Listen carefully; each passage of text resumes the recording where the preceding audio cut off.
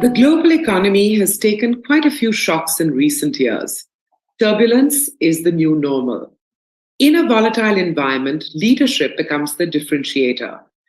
Our goal at BQ Prime is to present the collective wisdom of some of the most important leaders in India in critical sectors of the economy.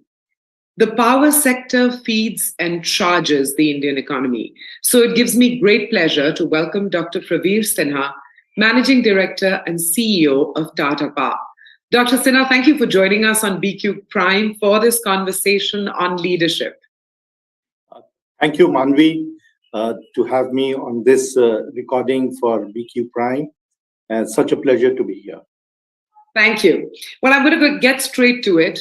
India, in very simple terms, is hungry for power, for electricity. I want you to map the larger picture for us, whether it's demand, its supply, its growth projections. What is the larger picture looking like? You're absolutely right. Power is the basic ingredient for any development of a country. And for our country also, we have seen the type of growth that has happened in the demand of power has been quite huge. In fact, post-COVID, we thought that the demand will increase as it has happened in the previous years before COVID, about 5 to 6%. But we saw a growth of nearly 10% last year in the peak demand as also in the energy demand. And this year, we are expecting the demand to further increase by another 10%. So I think the CAGR of 20% growth in last 2 years is phenomenal, considering that globally this sort of growth is not being seen. To give you a perspective, India has about 410 gigawatt of installed capacity, which is a mix of renewable, it's a mix of hydro and thermal. Thermal is about 220 gigawatt. And we find that in last 5 years, the growth of renewables has been phenomenal. It has grown to nearly 110 gigawatt of solar and wind and biomass, and nearly 60 gigawatt of hydro. So I think India has a very solid capability in terms of the generation capacity. Last year, the peak in summer months was 210. This year, in the month of February itself, we saw 210. Fortunately, last few weeks, the temperature has been quite low, so it has not gone up. But this summer, we are expecting that the growth will be another 10%, and we'll have a peak of something like 230 gigawatt. So I think there is a huge demand. And going forward, especially in aspirational India, which is growing nearly at 6 to 7% every year, we'll continue to see a huge increase in demand. And I think more and more renewable capacity will get added. And I'm going to talk about that with you. But, a quick sense for everyone who's watching of what Tata Power's portfolio, incorporates the entire gamut of activities related to the power sector. If you can give us a quick snapshot. Yeah, so Tata Power is a 108-year-old company. It started in 1915 with a hydropower plant, which was set up near Pune and Lonavala area, with the purpose to bring that power to the city of Mumbai. A very challenging task. If you consider 108 years back, we didn't have many of the technologies which we have today. And it has always believed in using clean energy and affordable energy to its consumers. In last 108 years, Tata Power is today about 14 gigawatt, out of which about 9 gigawatt is our coal-based generation, and 5 gigawatt is hydro and the renewable portfolio. So we have nearly 35% of our portfolio, which is non-carbon. And we expect that in next 5 to 7 years, nearly 80% of our portfolio would be renewable and non-carbon, and only 20% of our capacity will be the coal-based, which are our existing capacity. So we are not adding any new capacity in coal, but of course, there's a huge capacity addition in renewable space. Generation aside, the other elements of the chain in which Tata Power is present, We do distribution of energy in the city of Delhi, where in North Delhi we supply electricity to the consumers, retail consumers. We also do it in Ajmer. We do it in Mumbai as a second distribution company, and we do it in Odisha, which is the whole of Odisha. So nearly 9 million consumers over there. In all, we have nearly 12 million consumers, which is the largest amongst all private sector companies in the country. And we have great aspirations to bring better quality of supply of electricity to the consumers in other parts of the India once the privatization or the delicensing of distribution takes place. Thank you very much for setting the context. I think it's very beneficial to everyone who's watching to know what we're talking about before we dive into the specifics, the challenges, the opportunities, and your leadership style and role in Tata Power. I want to rewind to the summer of 2022. India faced a power shortage. But the question I'm asking you is this: what were the forces at play that led to that power shortage? And the reason I'm asking you this is because often people don't realize that there are many factors at play that are beyond the control of the business, beyond the control of the CEO. So let's rewind to 2022 summer. Well, 2022 summer was a very hot summer. The temperatures went up to 47, 48 degrees in last year, April and May. And that sort of summer heat was not seen in the previous years. Along with that, we also had the challenge that the growth of consumption, whether it was the consumption in industrial and commercial establishments or in residential or in urban and rural areas, grew very, very fast. The impact of electrification that has taken place in the country in the last few years, the full impact was seen last year. And that is why our normal growth in demand used to be not about 5 to 6%. But last year we saw nearly 11% growth in consumption. So I think both these factors impacted the huge demand of electricity. The country has enough generation capacity, but they were not geared up for this demand coming so quickly. Everyone had planned for 5-6% growth. No one anticipated.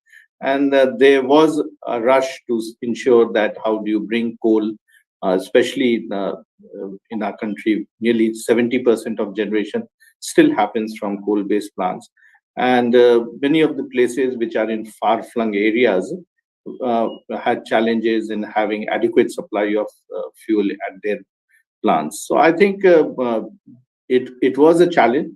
But I must share with you that in spite of such growth, in spite of such warm conditions in the country, the supply did not get hampered. We were hand to mouth in terms of availability of coal, but the generation companies came to a position where they were in a position to supply to everyone. So I think India did quite well under very trying conditions.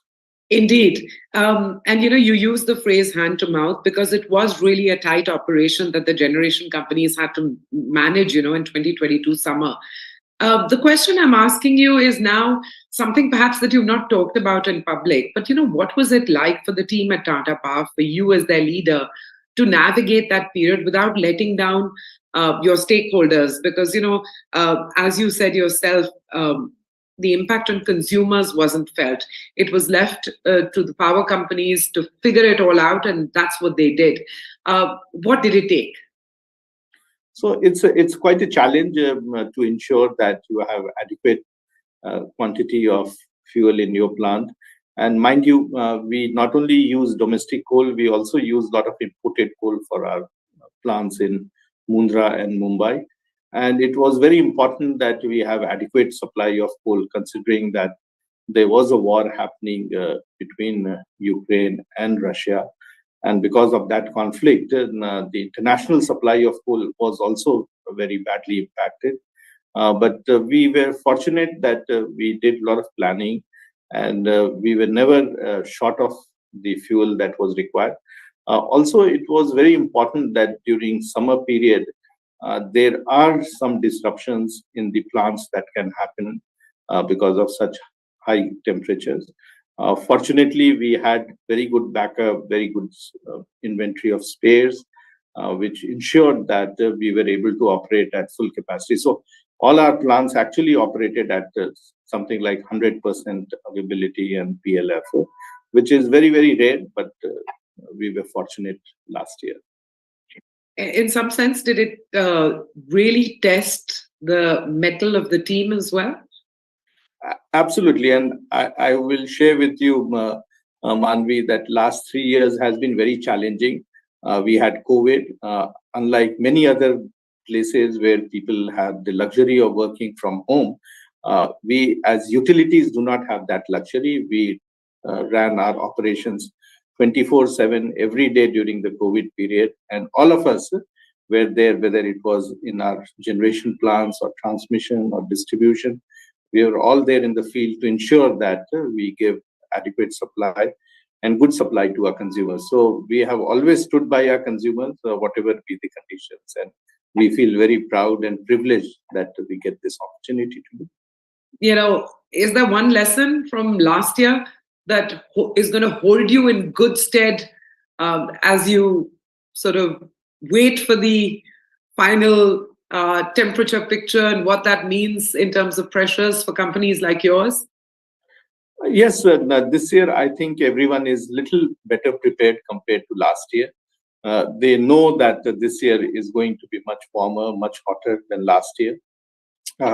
We've done more than adequate planning in terms of having a good reserve of coal at our plants and also in transit to see that it gets augmented as and when it gets consumed at the plant. So I think we are better equipped, but there are certain contingencies that one is not able to anticipate. There is a railway line which gets disrupted or a transport system that gets disrupted. So any contingency like that can happen. But I think on an overall basis, everyone is better equipped this year.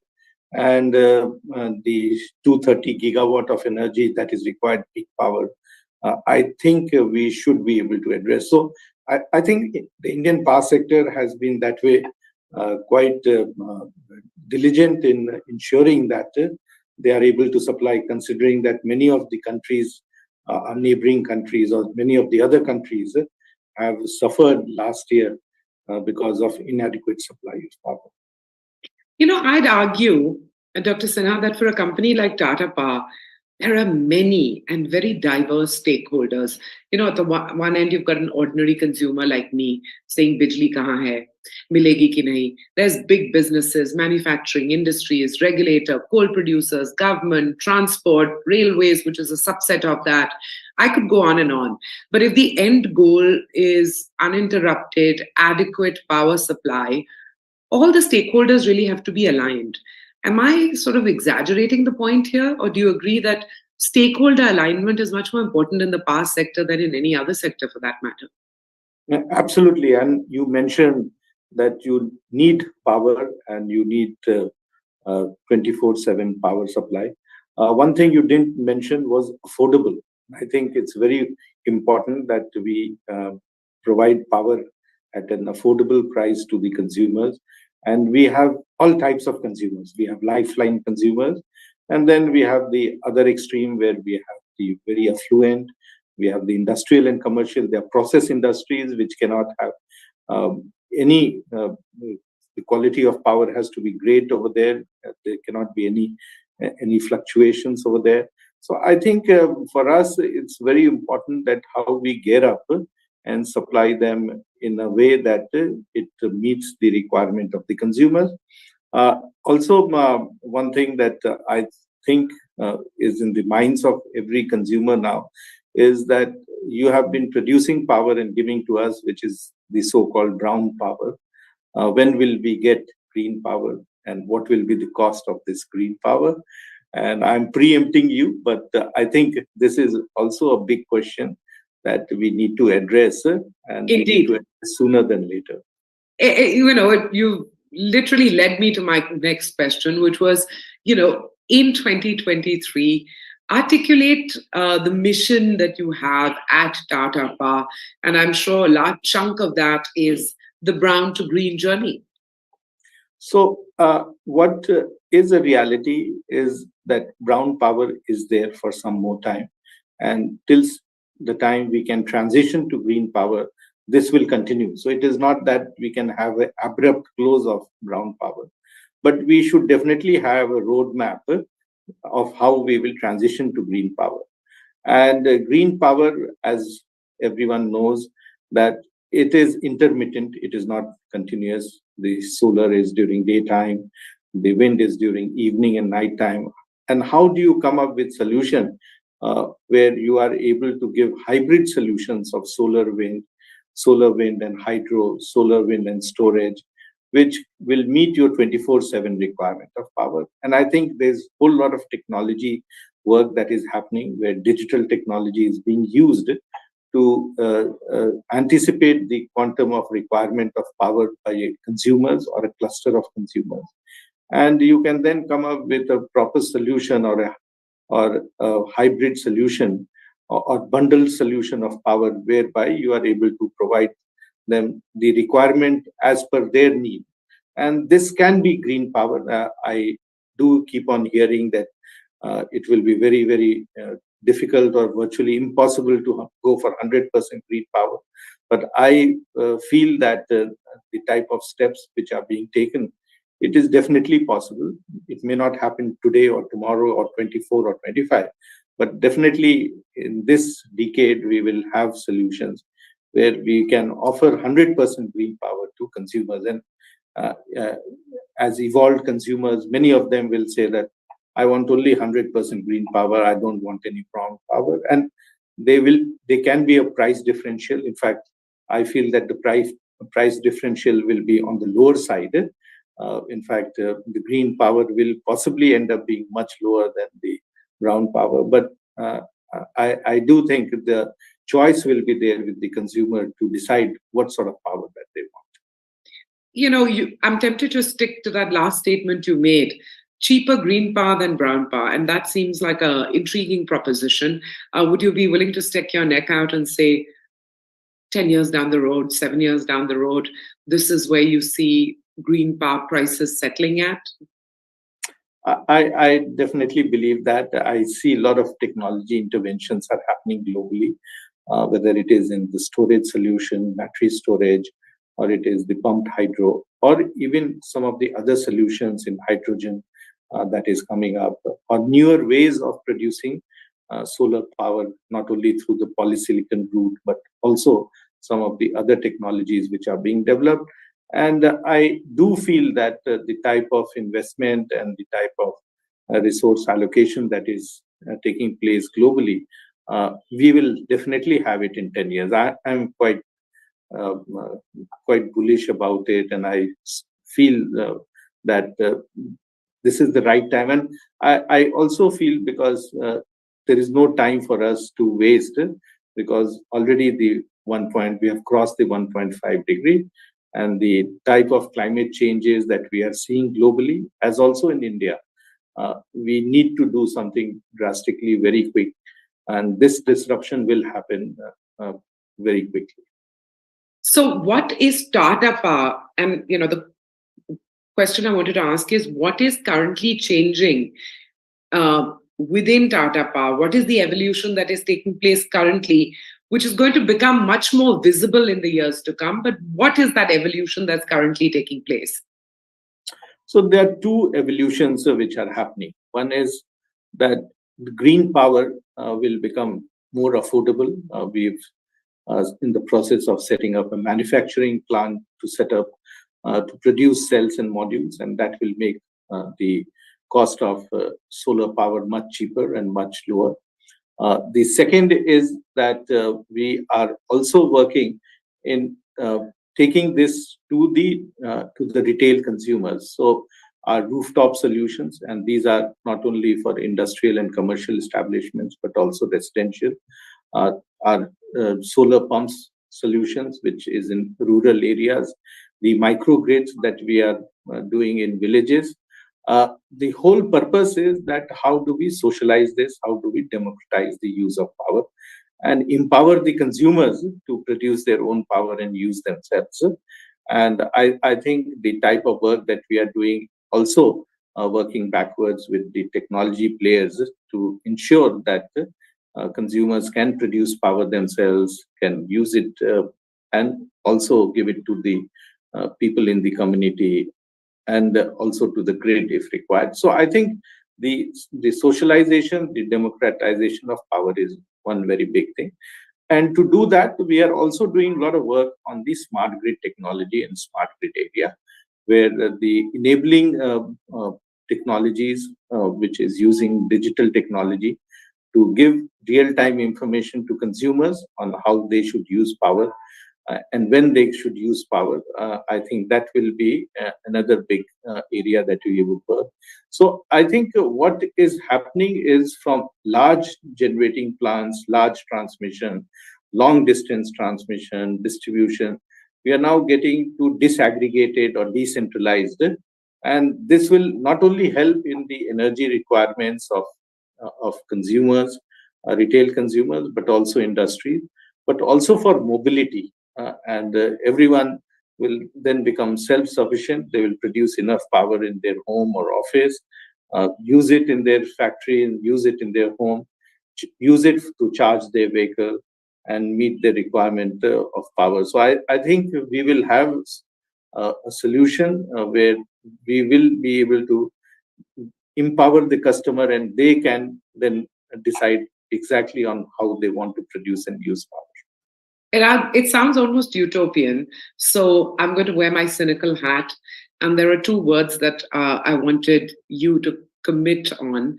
One is really this democratized or disaggregated power setup. And the second is smart grids, because, smart grids is something our country needs, because efficiency of our grids has been holding us back. In both those contexts, what kind of adoption are we currently at? Where could we go? Are there any numbers that you can share with us that will give us a sense of the pace at which this change will roll out? Yeah, absolutely. And I think right now we are at the tip of the iceberg. It's very little that has happened. We did not see large rooftop coming into the country. And just to give you a sense of numbers, we are just about, I would say, 10 gigawatt of rooftop in the country. The potential is 300 gigawatts. So I think there is huge amount of work that we need to do. Every roof theoretically can have a rooftop. The second is, I mentioned to you about going for the solar pumps. India has 30 million pump sets, out of which only 4 lakh pump sets are solarized. There is a long way that we need to go. India has 600,000 villages. There are only a few thousand villages which have been solarized or renewable energy is there. If we go and do the decentralized generation in the 600,000 villages, the universal access of energy or what we say removing the energy poverty will take place, and the economic activity that can happen in rural areas and villages. So I think there is huge amount of work that needs to be done. I think over a period of time, we had the power companies which were very monopolistic, the state discoms and the state gencos and all that. We need to move away from that sort of mindset on a cost plus basis and become like a consumer driven solution like you have for mobile phones. And I think that's a good analogy, but it can be much, much bigger in terms of the benefit that it can pass on to you. Absolutely. I mean, if that analogy plays out, the impact will be stupendous. You're running a business first and foremost, and at Tata Power, you've had 13 consecutive quarters of growth in PAT, which is profit after tax. How do you keep both these cylinders firing? One, which is a firm eye on the business here and now, keeping it on the growth path. And the second is this evolution for the future, which requires time investment, financial investment, policy liaison investment. So how do you keep both of those cylinders firing? Because indeed, you must fire both. So, what is important, Manvi, is that you need to have a very clear roadmap as to how you would move or transition in the new era. Uh, there are certain things where the writing is there on the wall, and we need to be smart enough to read that. The writing on the wall is that eventually coal will go away. There will be so much of carbon tax that it would be financially unviable to operate such type of plants. Now, it's a question of how you want to transition. While your existing assets, which are the cash cows, will give you enough money, you also need to use this money in a way that it sets the roadmap for future, where the whatever are the growth opportunities, whether it is in renewable or smart grids, you need to invest in that. So I think it's one needs to very clearly spell out what is the long term. Also, I think it's very important that your long term plan also needs to consider what sort of technology interventions will happen going forward. And I think the type of technology interventions which are taking place globally, you should be the first adopters of those technology rather than just a followers. So you need to have a balance of both.